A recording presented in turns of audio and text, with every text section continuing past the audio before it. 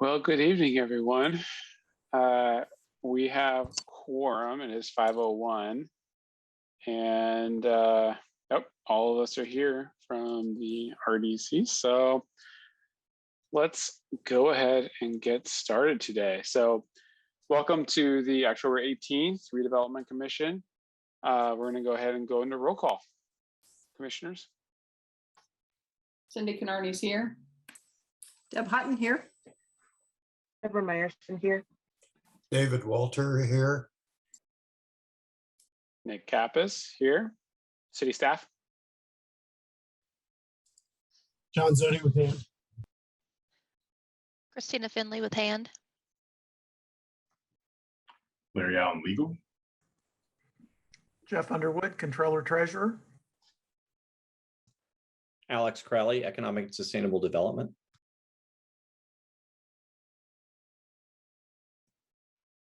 All right. I think that's Pierce is here from hand. Sorry. I was gonna say, come on, Brent. All right, thank you. That I think the roll call is complete. So we're gonna go ahead into item number 2 on tonight's agenda, which is reading of the minutes. October 4th, 2021, and executive summary for October 4th, 2021. Commissioners, any comments or edits need for the minutes? Not hearing any, I entertain a motion. This is David Walter. I move we accept the minutes for October 4th and this executive summary for October 4th. Is Deb Hutton? Seconds. Oh, Go ahead, that Deb. was Cindy. All right, we got a motion in multiple seconds, so we will go to roll call. Cindy Candee, yes. Deb Hutton, yes. Deborah Meyerson, yes. David Walter, yes. And Nick Kappas, yes. Minutes for October 4th and executive summary for October 4th, 2021 have been approved. Examine on item number 3, which is the examination of claims for October 1st, 2021 for a total of $167,679.10. Commissioners, any questions on the examination of claims? Not hearing anything. I'll entertain a motion.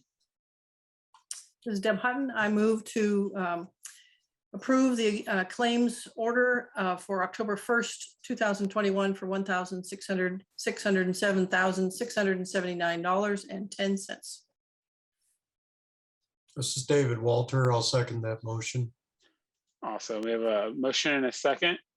Let's go ahead and go to roll call. Cindy Candee, yes. Deb Hutton, yes. Deborah Meyerson, yes. David Walter, yes. Nick Kappas, yes. Examination of claims for October 1st have been approved. And item number 4 tonight, examination of payroll registers for October 8th, 2021, a total of $34,249.64. Commissioners, any comments or questions regarding the examination of payroll registers? If not, I would entertain a motion. This is Cindy Candee. I make a motion. We accept payroll registers October 8th, 2021. Meyerson, I'll second. All right, motion is second. Let's go ahead and go to roll call. Cindy Candee, yes. Deb Hutton, yes. Deborah Meyerson, yes. David Walter, yes. Nick Kappas, yes. Examination of payroll registers for October 8th, 2021 has been approved. On to item number 5, report of officers and committees. We're going to start off with director's report. Director Zodi, you're up. Thank you, Mr. President. Just a couple items, commissioners, tonight, following your October 4th approval of CDBG award agreements. We have been in an intensive process with our subrecipients to get those projects rolling. That's requiring a lot of staff time, so we've been in the midst of that. Also in November, unless schedules change on November 3rd, I'll be giving a sort of a departmental housing report to the City Council to sort of, as required by ordinance. The first thing is to give an update on our loan portfolio that we have here at hand, and then we'll also give other housing updates to them that evening. So just wanted to give you a heads up about that. That's coming up. So that concludes my report, unless there are any questions.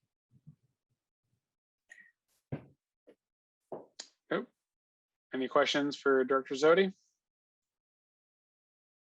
Not hearing any. Going on the next item, which is legal report. Mr. Allen.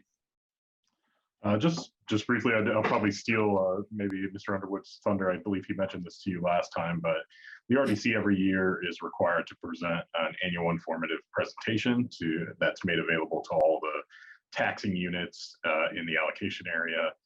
So that would include such entities as MCCSC, the county, et cetera. That annual informative presentation will be occurring on November 15th at the RDC meeting on November 15th. And we will be sending out invitations to our counterparts in the other taxing units. Just wanted to make you aware of that. Fantastic. I'm looking forward to that. And I think it's going to be great for the new commissioners to see that as well. It's going to be a great learning opportunity for everyone involved. And I like to see where we're at status. Any questions for Mr. Allen? All right, none. So we're moving on to treasurer's report. Well, now that Larry has stolen all my thunder, I believe that we're also, as a part of that meeting, going to include some RDC membership member training as well. So we'll probably try to keep the agenda fairly light for that meeting. It shouldn't take too long. Basically, you all of you've kind of run through the processes now, but we'll run through them again and talk about answer any questions that you might have, and then the requirements. So as noted, there's typically 2 reporting requirements per year. The first one is in April. That's a Department of Local Government Finance report that's probably a little bit more detailed than what you'll see in November. But we're happy to share that with you again as well. And we file that with the City Council as well on that. The other legal requirement Larry has just talked about. And then the third thing is your finding of no excess levy. And we do that on an annual basis per year. So from a TIF standpoint, tax increment financing standpoint, those are the 3 legal requirements that you will typically see each year. So other than that, happy to answer any questions. I don't know what thunder you're talking about, Jeff. That was great. That's great. Any questions for Mr. Underwood?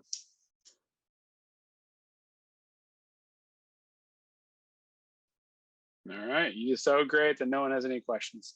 All right, on to business development, Director Crowley.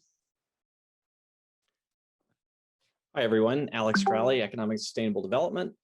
Just 2 really quick updates because I know there's a full agenda. We formally received notice from the Economic Development Administration and some kind of planning for kickoff. So we're going to have an internal meeting just to get everybody aligned internally, but I want to let you know that that came through. So as I said on my response email to the internal group, it's showtime. So that's coming up. And then the second thing is on Friday, this is about the admin building, the administration, the showers administration building, just to let you know that the group, the potential developers there are holding a charrette starting at 9 a.m. on Friday morning into the early afternoon, a design charrette at the mill, and to collect ideas and really get engagement on that project. So that's proceeding, and that's all I have to say.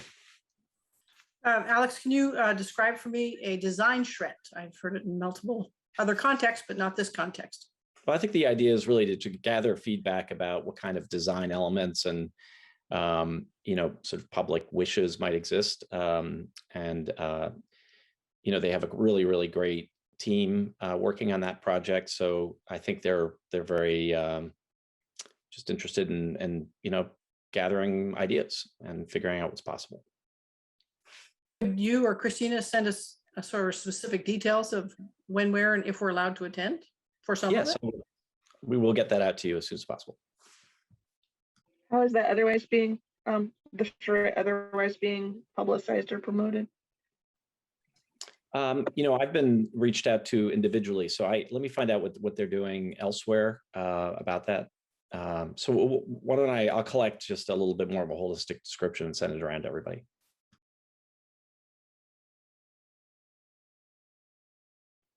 Great. Positive interaction. Love it. Okay, so if that's all, then and no more questions, then we will jump ahead to item number 6, which is our new business. So we have 4 resolutions on docket tonight. And starting off, we have resolution 21-80, approval of agreement with Borshoff Incorporated for the reuse of the IU Health Bloomington Hospital site. Who's up? Mr. President, if I may, from the staff end, we've got Adam Hoover and Jim Biswaner from Borshoff who are going to make a brief presentation and then respond to questions about the agreement that we are engaging in. And I'll also comment, or also mention that Josh Sisson from JS Health, our hospital site consultant, is on, as well as Mr. Crowley and the rest of as the city staff is on as needed. So if you're okay with it, we turn it over to Jim. Sounds good. All right. Hey. Hi, Jim. Thank you all. It is a pleasure to be here. And John, the pronunciation of my last name alone is like a small miracle. So thank you. Adam is going to be sharing his screen, and I'm going to walk through a brief presentation here about Borshoff, thinking that that might be helpful. But we are excited for the opportunity to work with Bloomington. I am an incredibly proud IU grad and love getting down there every chance I can. And I just rode the Hilly 100. So that is my Nice. survival story of the week. Thank you. And that's what it was, survival. We will not discuss times or anything, but it was great. Beautiful weather. So we are an Indianapolis-based agency. We were founded in 1984 by Myra Borshoff. And we are a women-owned agency. I am one of the 4 women who are owners of the agency. I have been here 27 of our 37 years in business. We're about 30 specialists in everything from advertising, brand, digital, and public relations. And we will be bringing those to bear on this project. And we serve clients local, national, and global with most either doing business in the Midwest or based in the Midwest. And we are a nationally certified women's owned business enterprise. And we are problem solvers. And we have been watching the Bloomington Hospital site from afar for a long time without knowing we would be working on it. But we are hoping that to be a positive piece of all of the work that you've already put into this, and not repeating work that you have already done, but taking it forward and looking at your goals for what does Bloomington want to accomplish with this incredibly exciting opportunity in terms of development of the area, getting to know your audiences and who you want to know all about this project. It sounds like a lot of people know about it already, but to give some more shape to that as we look at naming and branding it and then promoting that and putting together a specialized team to do that, of which Adam will be the lead. All right. And we are broad capabilities, so that is, we could talk about any and all of those. And then Adam. Thanks, Jen. And as Jen said, we worked, nationally, regionally, locally across the board. And we're going to get into some specific relevant examples, but we work across industries, whether it's higher ed, nonprofit, healthcare.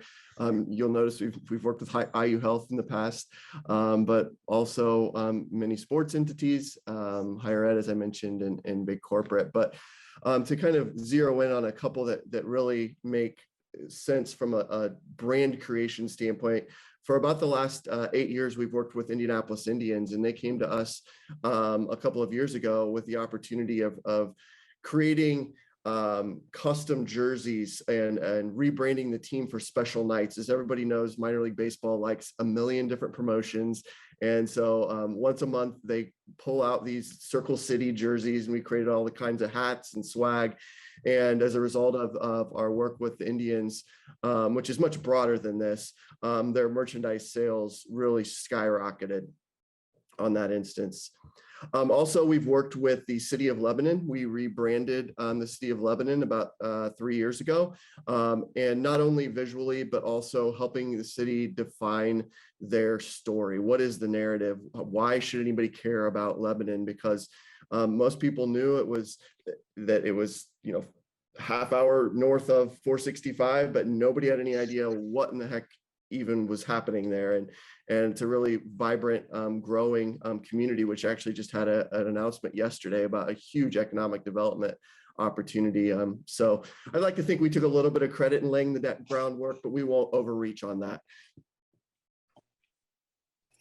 And the Indianapolis Cultural Trail, from the time it was just a sparkle in CICF's, Central Indiana Community Foundation's eye, and was nothing more than a sidewalk and everything else. We were involved. We actually branded it and named it. And it is one of those that seems like, okay, isn't that just the obvious name? But it was not. It was not obvious that it would turn into the world-class infrastructure that it is right now, connecting all the cultural districts. And that physical mark, the logo and branding is we did as well, and probably mostly familiar with it, but attracts about 1 million users annually. And it's 8+ miles and growing all the time. And we also work with a lot of large infrastructure projects, just picked this one in particular, but we all over the state have worked with, and we do the public engagement, public outreach part of just making sure that people are informed. Not so much that everybody loves the project, but that they definitely have all of their questions answered, feel fully informed about how they can weigh in on the project, when they can give their thoughts and ideas into it, and then be aware of how design is progressing all the way through construction. And so US 31 Hamilton County, we also did US 31 Plymouth to South Bend, and 465, 69, and various pieces and parts, but making sure that it is not only branded so that people know what's in the project and out, but also how to get involved with public projects, which, as you all know, is very complex for most residents. And then final case study here is just Ironworks, which is a development on the north side of Indianapolis that was done by Hendricks Property Group. And we helped with doing the opening for that. And it is one that looks like an old factory rebuilt, but it was actually built from the ground up with restaurants, hotels, mixed use. And it earned Indy Chamber's Best Neighborhood Revitalization Award. And we were involved with the launching, branding, and making sure that the public knew what was going on with it and felt invited to its launch. And that is it for our presentation part, but glad to answer any questions. We have very much enjoyed working with Josh and Mary Catherine as we've been learning more about the project and eager to get started. Yeah, I might just jump on the tail of that. And I think that one of the important things to note here is the caliber of who we're engaging and how we executed it for the benefit of the RDC. I think it's good to kind of know the backdrop on this, which is the once in a lifetime opportunity. So you go for a very high caliber, competent agency. We have worked, Borshoff has been extremely receptive to the controls that we have in place, a phased rollout, a separation of different duties and deliverables. And so I compliment them in that regard, very engaged. And they also have made commitments to employ certain attributes out of the local community for research, stylistic assistance, et cetera. So we've really created a great hybrid of local and first-class agency to develop what is going to be effectively the identity of this development district, with the understanding that it's not prescriptive for the eventual small parcel developments. It could still be XYZ condominium complex at the blah, blah, blah, which is the theme. So we're developing an excellent, long-standing, well thought of theme that will then carry forward and influence the outcome. So my compliments to Borshoff. You guys have been really excellent to deal with. Thank you. Thank you, Josh, very much. All right, thank you for that presentation. Commission, it's open for questions. So this is Cindy Canarney. I'm just curious, can you describe what efforts you'll make to involve the community in your work? Yeah, thanks for the question. I think there will be a lot of community involvement, and I think we'll definitely want to connect with the city about what's appropriate and when, whether that is at the name stage, at the logo stage. I think we've got flexibility built into our scope of work as to when different stakeholders are enrolled in this. One thing that we work very diligently on with Josh is, and Mary Catherine as well, is not trying to redo any of the great work that's been done with the public meetings. We have access to all of that information that we are going to be leveraging. So we'll be hitting the ground running by just, tapping into that information, distilling it down, giving our creative team kind of some lanes to run in from a naming and a logo perspective. And then, as Josh said, figuring out how to best integrate local resources into this. I mean, at this point, we're contractually bound by 20% of our budget, and we intend to fully, employ that budget locally. But at this point, there are different scenarios that we could envision, and we want to get a little bit further down the road to be able to say, oh, this is going to be a designer, or this is going to be a photographer, or an illustrator, or heck, a printer, or research resources. We don't quite know yet until we kind of get into it a little bit, but just know that contractually that is written in stone and something that we're fully committed to, because we've done this before. Lebanon and others, where we know that a local fingerprint on this is vitally important to the adoption of this. This can't be seen as the big city agency who's come in and said, here, name this thing. There has to be that local component, and we're fully committed to it. Thank you. Deborah Meyerson. I was one logistical thing I was noticing in the packet under Exhibit A, which includes the scope of work and project schedule, that under that exhibit, the Exhibit B of key personnel is blank. I'm going to suggest that perhaps, and Josh or Alex, I'm not sure who puts these together, but we did submit a roster of team.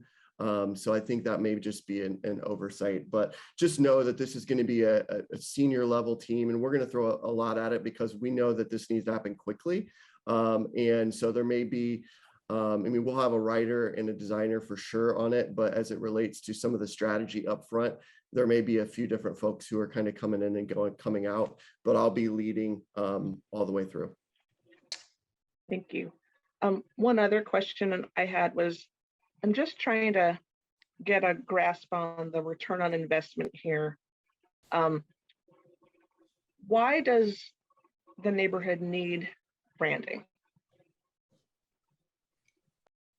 Yeah, I think, a strong brand is something that, is the foundation for any sort of entity, whether that's a company or a location or an economic development district. As Jennifer said, with the cultural trail, if you think about all of the economic investment that has happened around this, landmark, essentially sprawling landmark across Indianapolis, people need to have that moniker to say, well, it's along the cultural trail, or it's at Ironworks. And that strong brand, or a newer example in Indianapolis is Bottle Works. The revitalized Coke factory along Mass Ave has become just a booming, even like around outside of the actual building itself, has just taken off in the last 2 years. And so I think that that's our expectation, that investing in that strong brand will lead to this interest from developers and from the public to engage in whatever manifests itself in the property.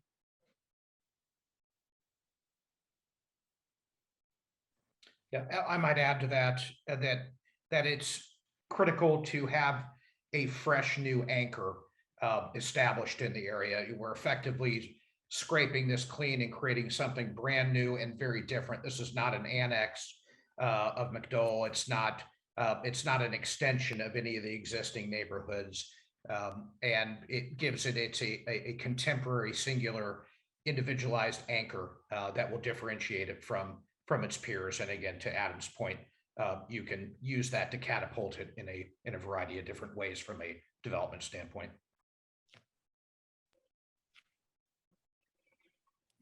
Do I presume with the city staff that it's also there's a desire to not have it called the old hospital site over and over and over? That is it. We would not have hired a branding to return on investment will be higher than that. Yes. And that is, you make a good point. We don't want it to get lost in a stale lens. I certainly understand of a fresh name, and I appreciate that. I'm just Bloomington is a high cost housing market with a lot of high demand. There's a mix of housing types that are going to go in here. I'm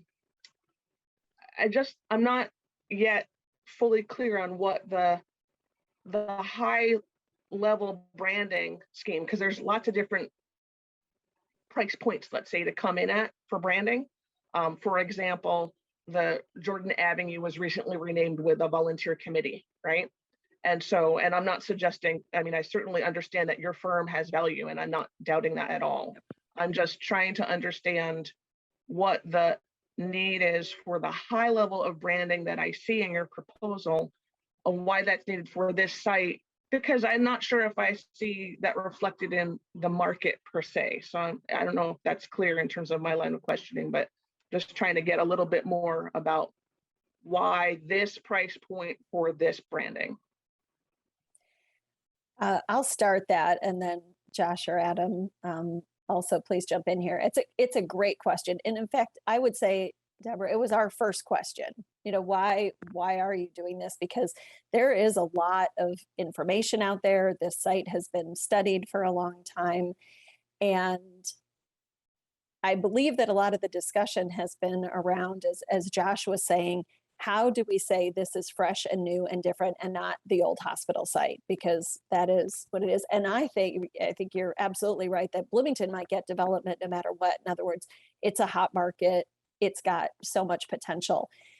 It seems in our conversations that what the city's trying to do with this is to elevate that. It's a step above. That it is, I don't want to say just not merely, but it is not merely an old site of something that's going to be scraped clean. It has new vision in it. This is not just blank slate.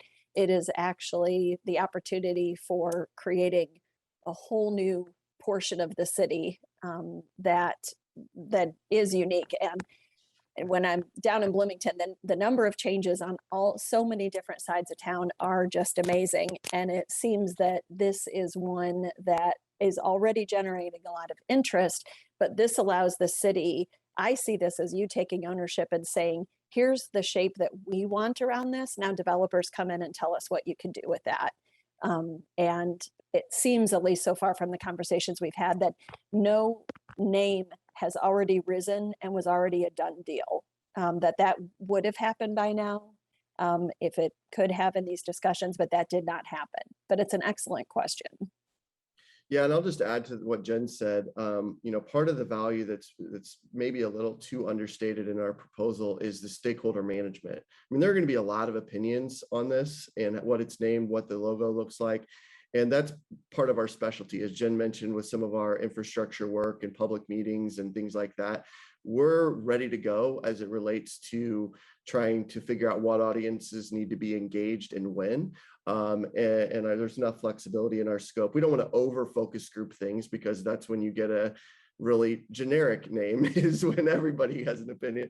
But figuring out those who need to be considered and managing the feedback and the revisions, and all of that's included in what we're proposing. In addition, you'll notice the marketing plan. It's okay, once we have this name and new logo, then it's what do we do with it? And that's going to result in a plan that's depending upon the stated goals when we get to that point. But developer outreach and other things that are going to lead to that investment that the city is looking for. So I think it's good to also to point out that I fully agree, and I am on record for this is very good real estate. This is not real estate that we're going to have to convince people is marketable. I think the duty here almost goes back to the reason why did we do a master plan? Because it is that once in a lifetime opportunity that the mayor has spoken to repeatedly. And so it's a sort of a custodial responsibility in my professional opinion, and that's echoed by others that do this kind of thing. That we went to the effort to get a master plan developed to be prescriptive. This is really an extension of showing that we are highly intentional with what we do with this real estate. So while the ROI is not necessarily a commodity that we hold at the conclusion, it's actually the legacy that you invest in on the front to make sure that you have given it thorough, intentional effort because it's going to stick, and you would always want to be able to defend that through the efforts exerted of master planning, putting forth a naming and branding convention that will stand the test of time, if that makes sense.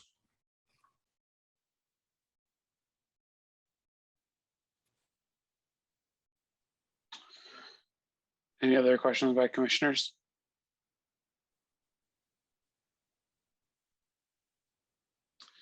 Yeah, so my question's for the city. So by hiring Borshoff, are we saying that we don't have these kind of resources in the city to be able to do this on our own?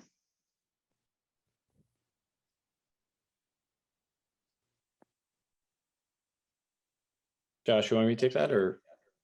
Well, I certainly can defend the caliber of who's chosen. This is a best in class, reflecting what I would say is the level of importance for this development. So it's not as though you don't have assets in Bloomington that can be utilized. That's why we sought the collaboration with the local market. But there really is. This is a very rarefied firm, woman-owned business. It has a lot of positive attributes. But Alex, by all means, they were solicited by some in the city. I've been helping facilitate what the engagement looks like and negotiating with them. And I will tell you if it's of any help. This was a negotiated arrangement. This was not a giveaway or anything of that nature. But go ahead, Alex. Well, I guess President Kappas, were you talking about the city as a city of Bloomington, or the city as in the organization, the city of Bloomington? Well, I'm asking in the regards of I'm not hiring, but this resolution is to hire a very reputable external party to create to project manage a renaming, rebranding of an neighborhood, and market it out to whoever needs to be marketed out to. And then my question to you is, as a city that employs individuals in business development, do we not have the number of resources that are needed to be able to carry this project forward from an internal standpoint? Is that why we're going to an external party? Or is it, once again, as other commissioners have said, it's nothing against Borshoff and what they can do. We're simply trying to find out, why are we spending $82,500 on an external party if we have that type of FTE in-house? Yeah, so you're talking about the organization, the city of Bloomington, in other words, the staff, and I think the answer is sort of twofold. I think it's both a capacity and a capability gap that we have. So this is a significant, very significant project, and we have been planning and meeting internally for 6 to 9 months aggressively on this, and it is a multi-year major project that we want to get right. So I think you need to, when that's the case, do the assessment of, all right, what kind of talent do you have in-house, and what kind of availability of talent, can be applied to this project, especially given everything else that's going on. I think, frankly, the gap is in both. I think we certainly have individuals on staff that have some amount of experience and capability when it comes to this, but not at the level of a sort of professional firm that does this all the time and does it on and can bring learning from other projects. And then there's the issue of, what else is going on at the same time. And I think that should not be discounted. The city staff often is tapped to do a lot of different things at the same time. We do that reasonably well, but we don't want just reasonably well in this case. We want a really, really attentive group of people making sure this is done right. So I think, to answer your question, it's both. Okay, well, I appreciate that. I'm not trying to call out anyone. I'm just trying to get answers, right? So my follow-up to that, or second in line of questioning, is how did the other neighborhoods in our community get named? Was it through the developer of those neighborhoods, or was it organically? Was it the city themselves? So we have Broadview, and we have McDowell, and we have Elm Heights and Bryan Park and things of that nature. So just to name a few. So were those more organic names, or did we hire those out as well? I can't give you a definitive answer, but I can give you a real estate answer. And typically, these type of areas are get their names by association to their legal descriptions.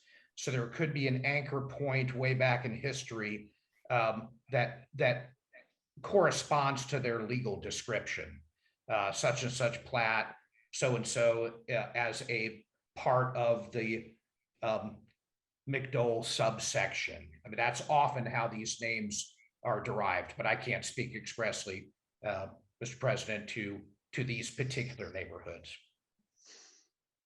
Okay. So it sounds to me like it's more organic in a way.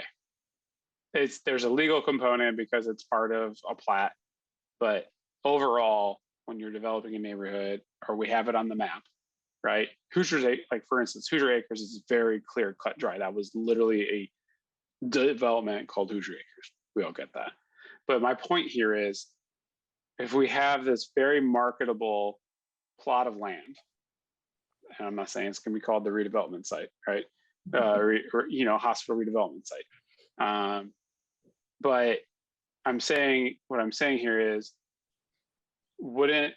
as development occurs, wouldn't that name kind of form into itself instead of us trying to force a name upon it? Does that make sense? Because you've already said, it's been, everyone said on this call, it's extremely marketable land. So we're not going to have problems selling it. So why even have marketing? Why go through all of this if it's just going to happen naturally, like it all does everywhere else? If I could make a comment over my little history here in 35-year history in Bloomington, there have been some, I'm in Matlock Heights, and that was the Matlock Farm. And 1955 opened up, and it became developed, although it was developed by individual buyers. This house, this house, that house, that house, one by one. If you take Winslow Blue Ridge, that was a bunch of developers, and it was called Blue Ridge. Someone called it Blue Ridge, as it then developed with 1 million houses, all very, very, very different from each other. And Winslow Farms was down in the south on Winslow Road. That was called Winslow Farms, but it had, 4 sections, and each section was designated a different kind of housing. And then it was built up, and the developers named it, because I think a lot of us recall we lived on a certain street, and nowadays you live in a certain development name and with a bunch of streets in it. When for us oldies, it's been a transforming of how you say where you live. Or if you read the news, it's in the so-and-so neighborhood or the so-and-so development. Where's that? Give me a street name. So I think naming a space is a more prominent thing to give it a location of identity. I guess the other thing, Nick, that I would see this one particular development of the old hospital site is A, it's so close to downtown, and B, it's not a piece of land that hasn't been developed before, like Winslow Farms or Matlock Heights or Blue Ridge, which all were just space that then were bought and made into a neighborhood.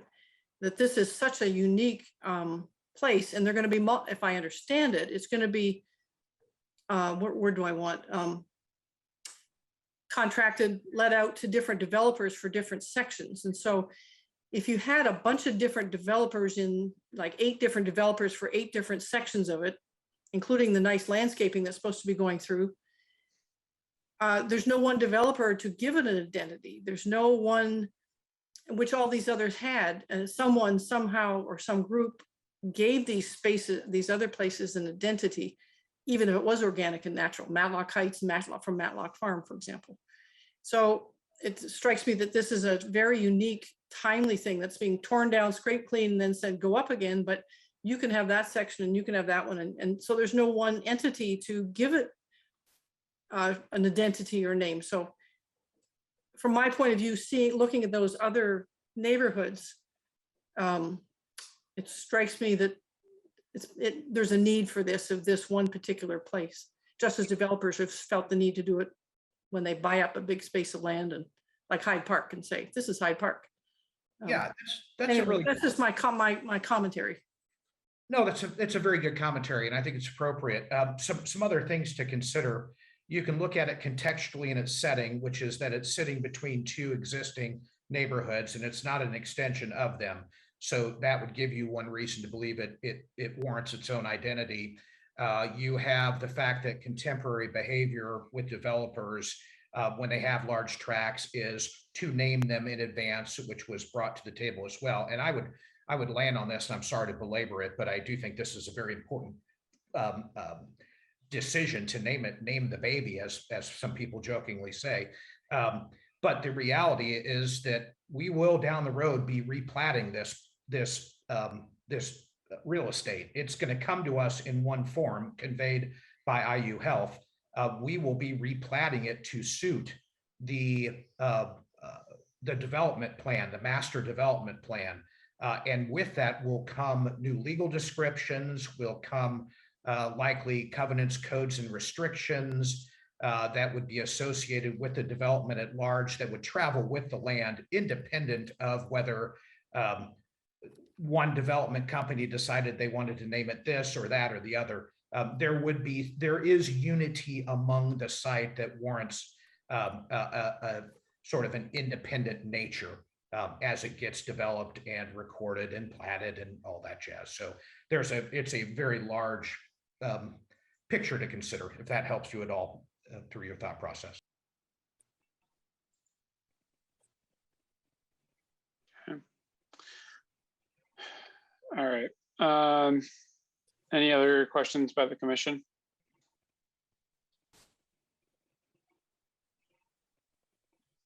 All right, not hearing any, I'm going to open it up to comments by the public. No questions, but comments. Are there any comments from the public? So raise your hand.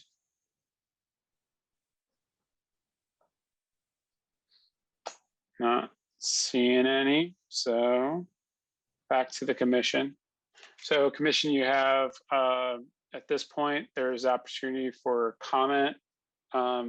Since we're past questions, or if you, I will allow like a question or two, but it's more for comments and then motion.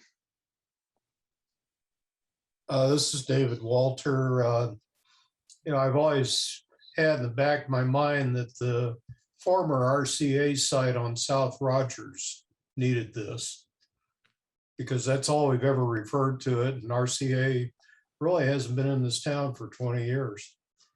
So I'm very supportive of this. And I'd like to make a motion that we accept resolution 21-80. I agree with David, very supportive of this as well, and I second the motion. All right. So we have a motion and a second. So let's go ahead and go to roll call. Cindy Canarney, yes. Deb Hutton, yes. Deborah Meyerson, yes. David Walter, yes. Nick Kappas, no. But resolution, wow, where did it go? Lost my resolution, there it is. Resolution 21-80 is approved. Okay. Thank you. Thank you. All right, moving on to resolution 21-81 to approve addendum to conveyance agreement for Showers Dry Kiln in the Trades District. Mr. Director Crowley, is this you? I can jump in and then I may lean on Mr. Allen to help me with some of the details, but really broadly, we had a conveyance agreement with the Kiln Collective to redevelop the kiln. In looking back over that agreement, we recognized that a certain amount of time had gone by. It was largely due to the pandemic and really the chaos that ensued when that hit. So this is a little bit of a cleanup effort. We wanted to make sure that we kept things current and just, didn't want conveyance agreement hanging out there with dates that were no longer relevant. So Larry, I don't know if you want to jump into any of the specifics on it, but broadly, that's what we're accomplishing here. And happy to take any questions.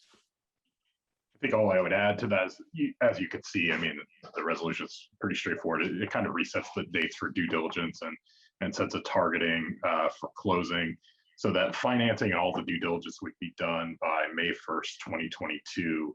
And then we would go into closing from there. I'm happy to obviously answer any specific questions that you all may have. Okay, all right, commissioners, do you have any questions? This is Deb Hutton. Just my question, it's just confirming, clarifying that the dry kiln is the final north building in the Showers factory series, right? No, closest to 11th. That's correct. Yeah, it's immediately north of the Dimension Mill. Yep. And are the parties to contract with the same parties as they were originally? It is. It's the Kiln Collective still, which is a conglomeration of Don Weiler is the chief member here. That's running everything. Yep. Yeah. Thank you.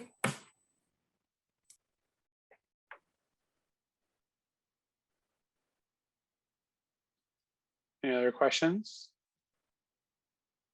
So my question, Larry, just for this is mutual agreement. So city believes that this is best path forward, that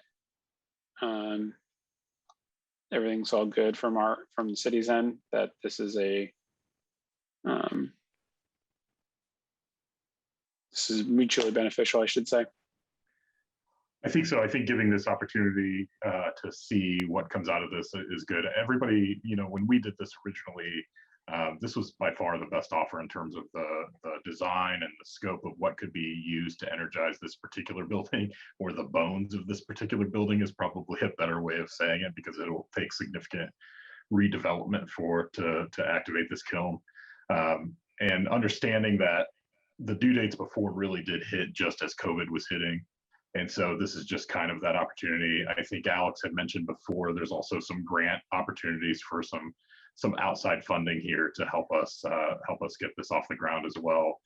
And so this is a reasonable amount of time for this kind of thing. And if this falls through, then what would likely have to happen at that point is that we would end up remarketing it, putting it back out there and looking for new developers. But we're hopeful that this one seemed to have the exact right mix of mixed use that we were looking for, not just housing development or something like that. Okay. All right. Not hearing any other questions. I'll open it up to public for comment.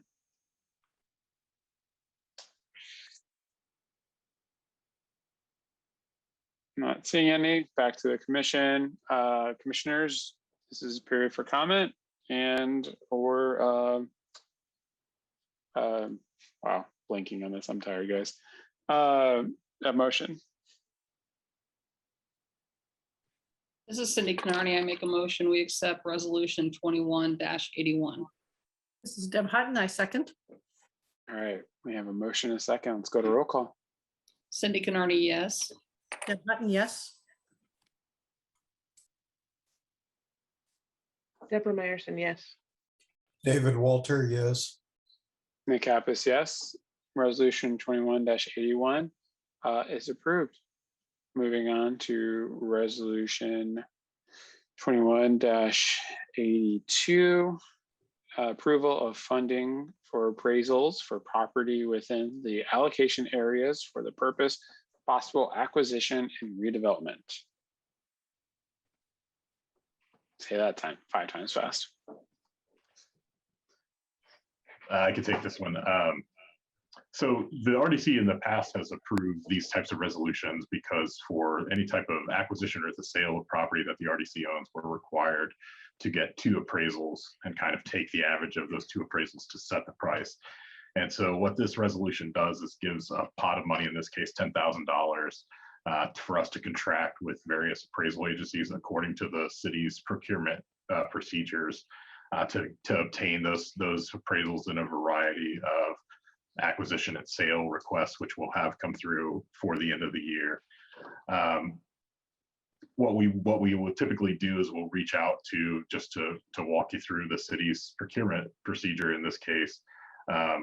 Usually these are of amount to where we need to reach out at least by email or by phone to 3 independent appraisers for each one, get quotes back, and then we take the 2 best quotes from those to award the contracts. Once those contracts are approved, they would be attached to this resolution in the records keeping of that Christina keeps for the approval of this. I also note that Director Zodi just pointed out there is a typo on page 2, so this would be amended.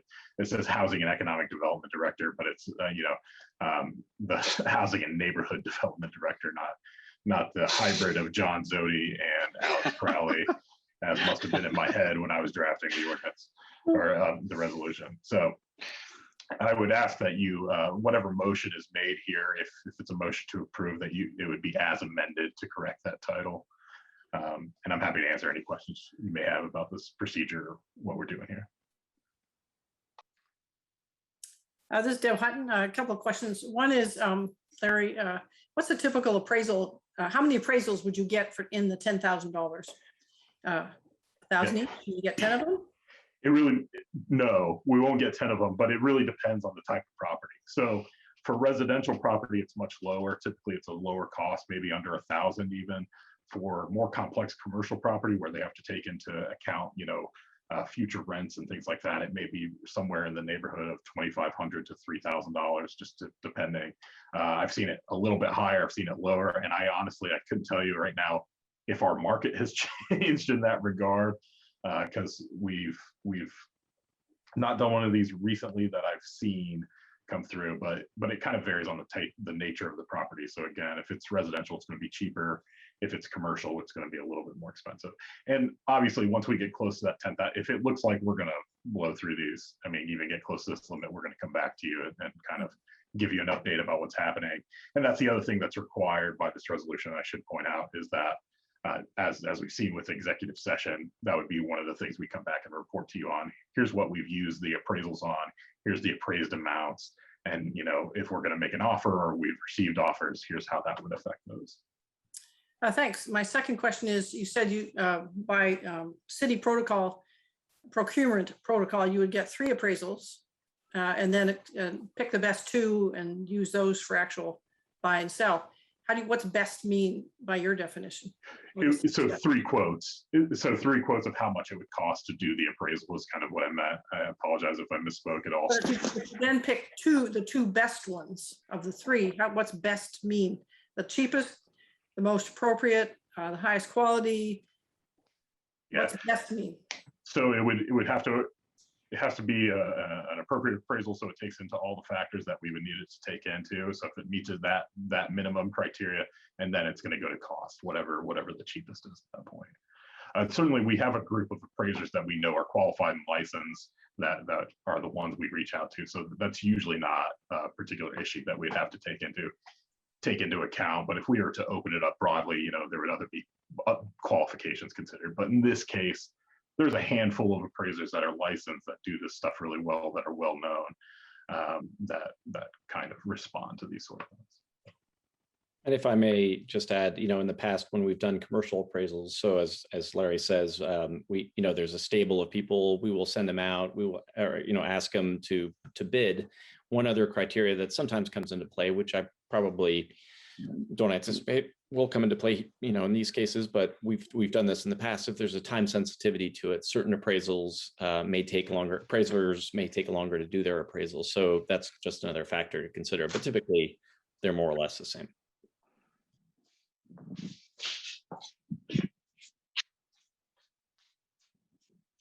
All right, any other questions? All right, not hearing any. Let's go ahead and open it up to comment from the public. Probably not gonna be anything in this if there's nothing on the other ones.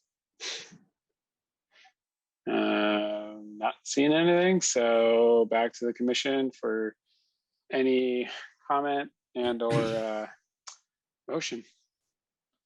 This is David Walter. I think this is a necessary function of the commission to get these appraisals of properties so then we know what the value is.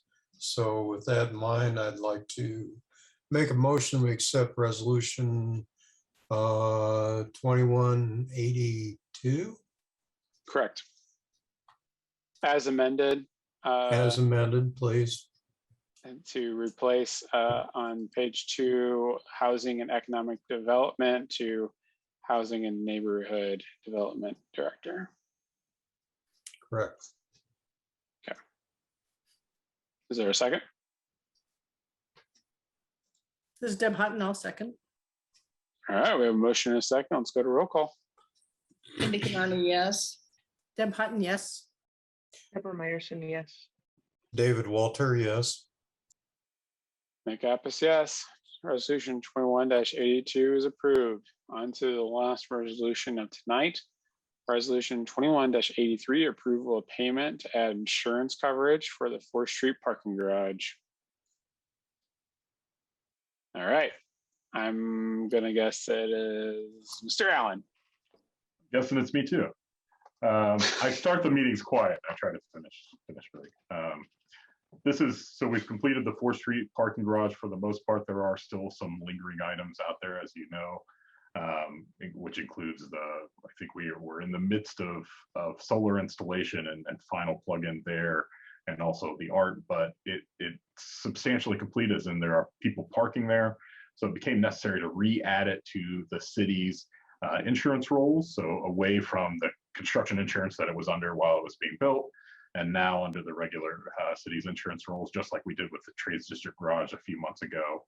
The cost here is $7,147, and it is effective. It's effective technically through the whole year. It was added on back onto the rolls as of August 20th, 2021, and will cover this year and into January 1st, at which point there will just be one bill for all of the city's insurance, so there won't be a special payment anymore by the RDC. That'll just be covered under the regular city payments. I'm happy to answer any questions. All right. Any questions from commission?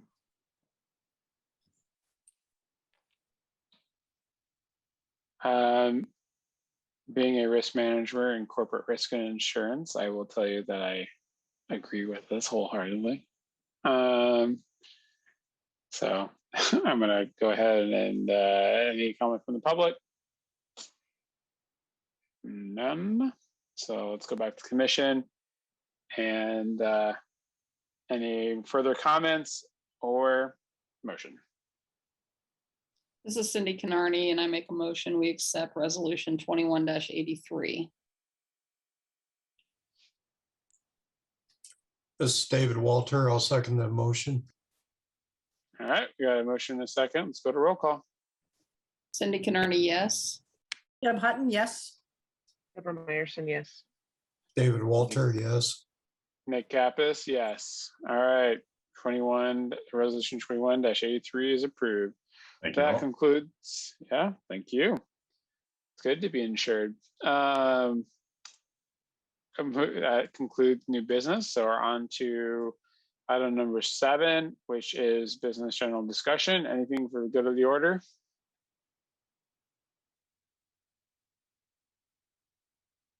Hearing none. We're going to move on to item number 8, adjournment. I would entertain a motion. So moved. Second. Seconded. All right, motion and second. All in favor, say aye. Aye. Aye. Good night, everyone. Aye. Good night, everyone. Thank you.